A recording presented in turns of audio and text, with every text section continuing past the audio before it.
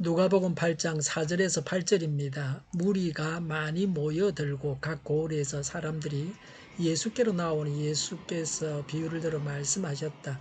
씨 뿌리는 사람이 씨를 뿌리러 나갔다. 그가 씨를 뿌리는데 들어는 길가에 떨어지니 발에 밟히기도 하고 하늘의 새들이 쪼아 먹기도 하였다. 또 들어는 돌짝밭에 떨어지니 싹이 돋아났다가 물기가 없어서 말라버렸다.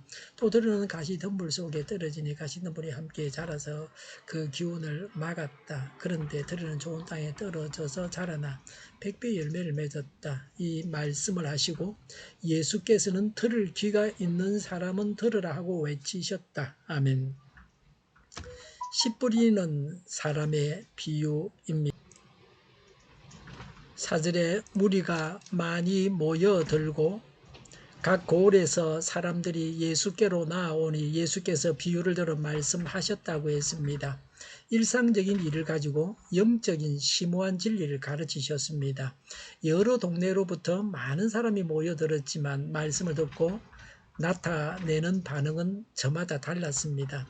많은 사람들이 모였던 것은 권위 있는 교훈과 이적 때문이었습니다. 예수님은 비유로 하나님 나라 비밀을 가르치셨습니다.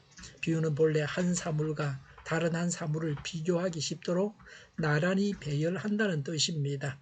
나타내고자 하는 어떤 사상, 감정, 진리 등을 직접 드러내지 않고 이와 유사성이 있는 어떤 상황이나 사물에 빗대어 표현하는 수사학적 기법이 비유입니다. 예수님은 비유로 하나님 나라 비밀을 말씀하시고 나셨습니다. 비유로 말씀하신 이유는 하나님 나라의 비밀을 알고자 하는 자들에게 쉽고 분명하게 가르치기 위함입니다. 그리고 깊고 심오한 진리를 구체적으로 회화적인 비유들을 사용하여 간결하고 명확하게 나타냄으로써 가르침을 인상 깊게 하려고 했습니다. 예수님의 교훈에 대해 무관심하고 멸시하는 자들에게 하나님 나라의 심오한 진리를 직접 노출하지 않음으로써 돼지에게 진주를 주는 것과 같은 일이 일어나지 않게 했습니다. 4가지 밭의 비유입니다. 5절에 씨 뿌리는 사람이 씨를 뿌리러 나갔다. 그가 씨를 뿌리는데 라고 했습니다. 씨는 말씀입니다. 씨를 뿌린다고 하는 것은 전도한다는 겁니다. 전도할 때 받아들이는 사람들의 마음이 4가지가 있습니다. 유대에서는 땅을 갈아놓고 씨를 뿌리지 않습니다.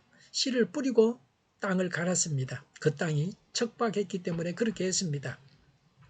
5절에 들어는 길가에 떨어지니 밭에 밟히기도 하고 하늘의 새들이 쪼아 먹기도 하였다고 했습니다. 길은 밭과 밭 사이의 좁은 길입니다. 사람이 밟아서 딱딱하게 굳어 있었습니다. 길과 같이 딱딱한 마음을 가지고 있어서 처음부터 도무지 말씀이 들어가지 않습니다. 말씀을 전했지만 말씀이 들어가지 않습니다. 전도해보면 이런 마음밭을 가진 사람이 있습니다. 말씀이 그냥 튕겨 나오는 것 같습니다. 6절에 또 들으는 돌짝밭에 떨어지니 싹이 돋아났다가 물기가 없어서 말라버렸다고 했습니다. 팔레스틴은 암석으로 된 고지입니다. 그래서 바위로 인해서 흙이 얇은 곳이 많습니다. 바위 위에 흙이 얕은 돌밭에 떨어져서 흙 속에 있는 바위로 인해서 싹이 났다가 죽었습니다. 처음에는 믿는 것 같다가 믿음 생활을 계속하지 못합니다. 한 몇 달이나 1, 2년 다니다가 그만두는 사람입니다. 복음을 받아들였지만 그 사람의 마음속이 완화갑니다. 복음을 피상적으로 이해합니다. 조그만 시련과 역경에도 믿음을 버립니다. 흙이 얇다고 하는 것은 경박하다는 겁니다. 성경에서 이 밭에 속한 자를 찾아보면 바울의 제자 중에 한 사람이었는데 후에 세상으로 돌아간 데마입니다. 골로새서 4장 14절에 나옵니다. 마태복음 19장 16절부터 22절에 모든 소유를 팔아 가난한 자들에게 나누어 주고 나를 쫓으라는 예수님의 말씀에 근심하면서 돌아간 부자 청년입니다. 7절에 또 들으는 가시덤불 속에 떨어지니 가시덤불이 함께 자라서 그 기운을 막았다고 했습니다. 가시덤불은 팔레스틴에서 사계절 볼 수 있는 잡초입니다. 가시떨기는 개간된 밭 주변에서 자랍니다. 씨가 가시떨기가 있는 곳에 떨어져서 가시나무와 함께 자랐습니다. 가시덤불로 인해서 자라지 못합니다. 가시의 그늘과 영양이 부족해서 열매를 맺지 못합니다. 제가 작년에 가을에 작년쯤이었나? 예, 매실 씨를 한 50개에서 100개를 우리 건물 옥상에다가 심었습니다. 그 중에 한 포기가 싹이 나서 지금 잘 자라고 있습니다.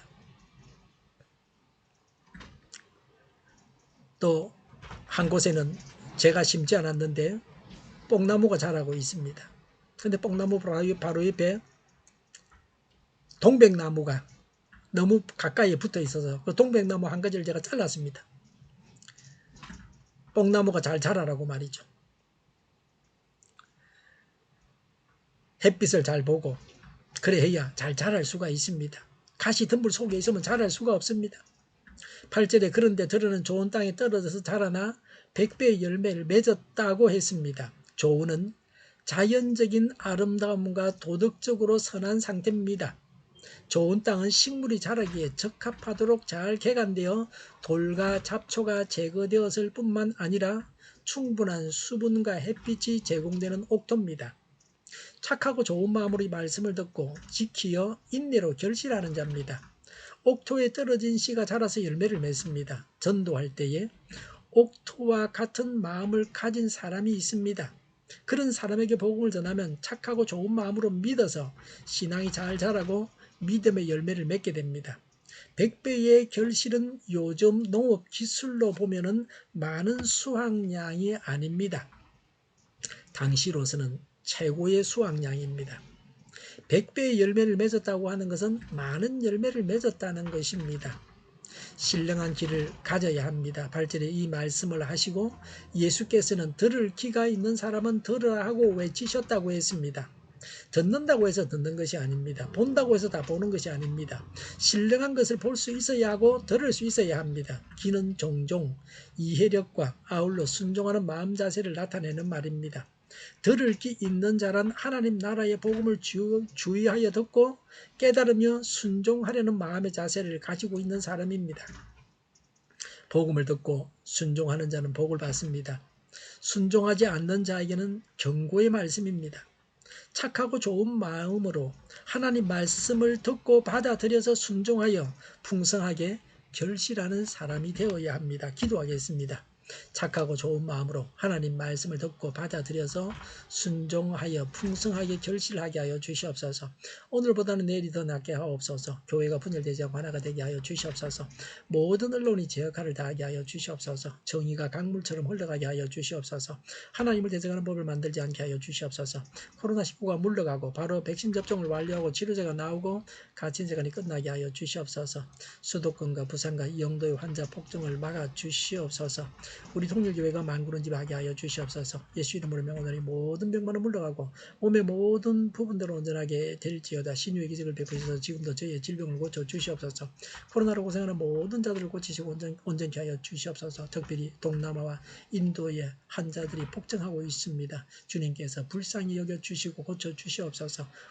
환자 폭증을 막아주시옵소서. 하나님 앞에 은혜가 넘쳐나는 예배, 또 감림이 없는 예배를 드리게 하여 주시옵소서. 저희와 교회와 이 나라의 민족을 불쌍히 여겨 주시옵소서.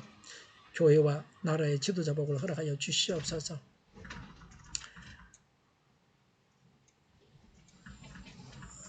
교회와 나라를 고치시고 잘못을 제거해서 성결하게 하여 주시옵소서. 하나님께서 기뻐하시는 교회와 나라가 되게 하여 주시옵소서. 늘 맑은 공기를 마실 수 있게 하여 주시옵소서. 공부하는 학생들에게 지혜를 다하셔서 앞서가게 하시며 합격의 영광을 누리게 하여 주시옵소서. 오늘도 하나님 안에서 차고 넘치는 삶, 복된 삶을 살게 하여 주시옵소서. 감사와 찬양을 주님께 돌려드리며 예수님의 이름으로 기도하옵나이다. 아멘.